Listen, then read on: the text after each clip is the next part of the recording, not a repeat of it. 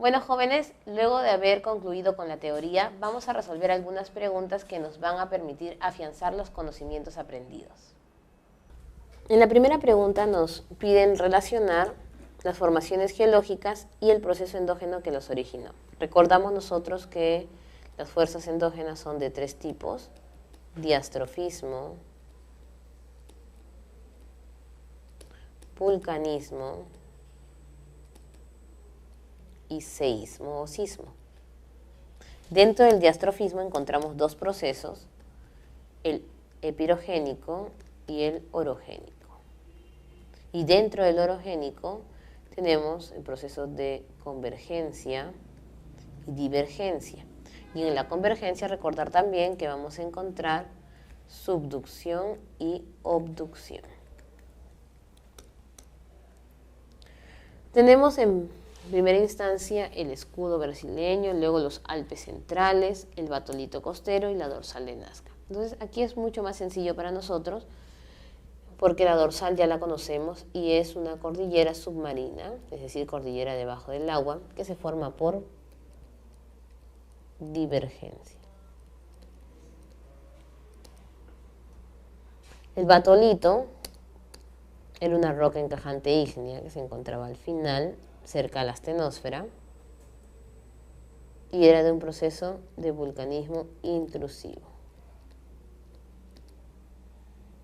Cuando hablamos de Alpes hablamos de cordilleras.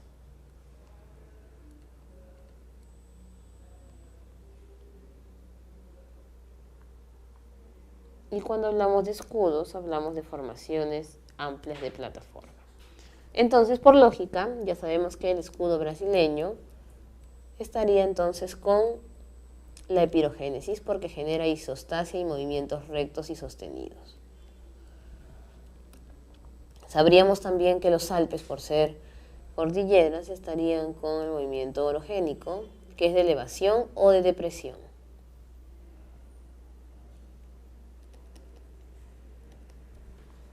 El batolito es netamente intrusivo porque la roca no llega a salir a la superficie.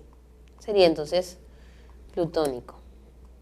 Y nos quedaría la dorsal con el vulcanismo extrusivo. ¿Por qué dejamos lo de la dorsal? Porque sabemos que la dorsal también es un proceso orogénico, pero en este caso de divergencia, mientras que los Alpes por convergencia. Nos quedamos así con la letra D.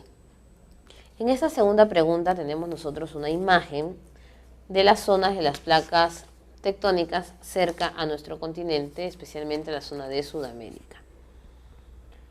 Vamos a identificar cuáles son los enunciados correctos, pero también reconocer algunos elementos, ¿no? Las flechitas hacen alusión al movimiento que dan las placas tectónicas. Estos triangulitos hacen referencia al cinturón de fuego, que es la zona más volcánica del planeta, que es toda la recta de lo que vendría a ser el Océano Pacífico, es decir, son volcanes. Y estas rayitas que vemos aquí nos mencionan o nos recuerdan las dorsales. Empezaremos entonces. Los bordes de placas coinciden con el centro de los escudos continentales. Entonces nos vamos a dar cuenta que los escudos continentales casi siempre van a estar en el centro y no en los bordes, porque en los bordes vamos a encontrar la formación de fallas. Entonces no podría ser esa una respuesta correcta.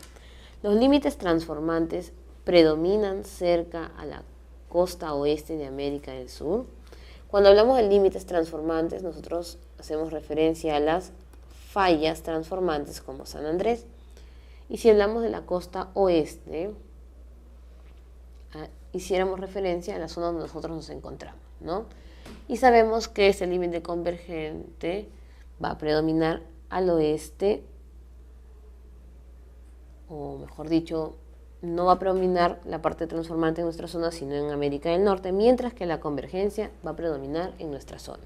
¿Cómo podemos deducir eso? Por los volcanes que encontramos aquí. Estos volcanes se van a dar siempre por el proceso de convergencia, entonces no podría ser por falla. La placa de Nazca posee menor espesor que la placa sudamericana y nosotros sabemos que la placa de Nazca es una placa oceánica, mientras que la sudamericana es continental. Por lo tanto, la subducción va a generar que la de Nazca se introduzca en la sudamericana. Sería correcto. La parte central del océano Atlántico presenta un límite divergente de placas. Y cuando hablamos de divergencia de placas, hacemos alusión a las dorsales. Y además, sin ver la imagen, aunque aquí lo encontramos nosotros, sabemos que en la zona del océano Atlántico encontramos la dorsal más grande, que es la mesoatlántica. Y sería correcto. 3 y 4, letra D.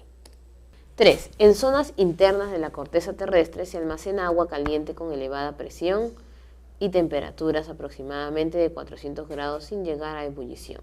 Este tipo de energía se manifiesta de forma natural en... Sabemos que los tablazos son terrazas que están cerca de la playa y, adelantándonos un poco, contienen hidrocarburos. Por lo tanto, no podría ser. Es una construcción de relieve. Los mantos de lava sabemos que son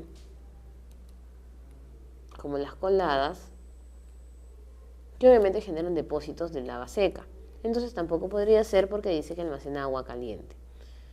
Tenemos entre las solfaratas, los géiseres y los plutones graníticos. Los plutones graníticos son internos, así que tampoco podría ser debido a que habla de una expresión externa.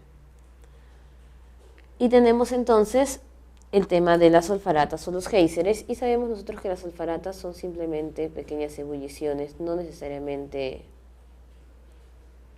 de sistema de vulcanismo, pero son muy pequeñas y no pueden tener contacto con el sentido del agua, simplemente son expresiones de humo o humaredas. Y en este caso, cuando hablamos nosotros de agua caliente a amplias temperaturas, encontramos los géiseres que se encuentran en las zonas internas y no generan extensión. Sería la letra D. Y para terminar, en la pregunta 4 hacemos alusión al tema de sismos. Determina el valor de verdad de los siguientes enunciados relativos a la siguiente publicación del Instituto Geofísico del Perú. Vamos a ver aquí que nos hablan de una magnitud de 4 grados, una profundidad de 20 kilómetros. Mencionan una referencia del sureste del puerto de Ica. Y nos mencionan ya otros datos adicionales. El epifoco. Cuando hablamos de epifoco hacemos alusión a el epicentro, no al hipocentro. Se ubicó a 33 kilómetros al sureste de la ciudad del puerto de Inca, y en este caso sería correcto porque dijimos que cuando hablamos nosotros de epifoco o epicentro, se menciona siempre la ubicación del eje de coordenadas. En cambio, cuando hablamos de hipocentro, mencionamos el término profundidad. Sería verdadero. Las ondas primarias recorrieron 20 kilómetros respecto al epicentro. Y vemos nosotros que hablan de una profundidad de 20 kilómetros, lo que indica que estas ondas han podido llegar desde el interior hacia la superficie, recorriendo 20 kilómetros desde el hipocentro hacia el epicentro. Es real.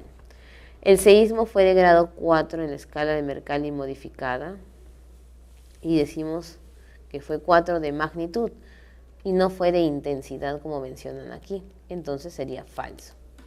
El hipocentro fue localizado bajo el zócalo continental y sabemos nosotros que por la medida de profundidad del relieve submarino, estamos hablando que el epicentro estaba a 33 kilómetros, el hipocentro respectivo obviamente no podría estar debajo del relieve submarino, sino además tendría que estar en el continente, por lo tanto no es correcto. Tendríamos como respuesta la letra E.